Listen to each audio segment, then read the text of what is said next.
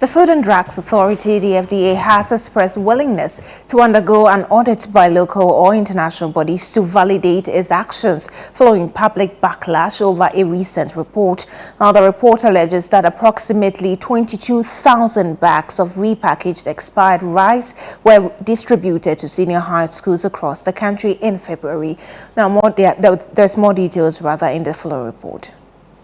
The allegations raised by North Tong MP Samuel Okujeto Ablakwa suggest a conspiracy involving the National Food Buffer Stock Company and Lamens Investment Africa. This alleged scheme has sparked widespread criticism, with the FDA facing accusations of negligence in fulfilling its mandate. In response, the FDA held a press conference in Accra to address the concerns. According to FDA CEO Deles Mimidako, the authority took steps to ensure that the expired rice did not enter the market. On the 4th of December 2023, Lamens Investment Africa Limited applied to the Food and Drugs Authority for a shelf life extension of a consignment of Moshosho white doubled sorted Indian rice, 25% broken. In that same letter, they referenced a lab report from CSIR FRI, which was dated November 27th, 2023, that indicated that the product met quality specifications.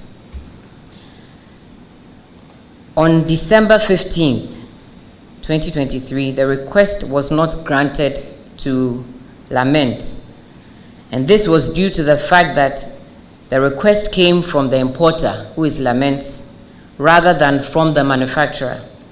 And the attached certificates to the request was assigned an expiry date of 2025 December. Dakon further elaborated on the sanctions imposed on Lamens Investment Africa for violating FDA regulations.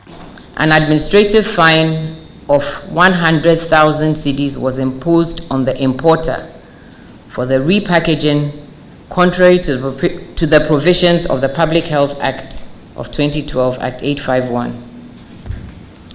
Following the submission of the preliminary investigation report by the Kumasi office to the head office, it was realized that the product in question had best before end date of 2023 and not an expiry date as contained in the initial submission that came from Lamens with the analytical report from CSIR.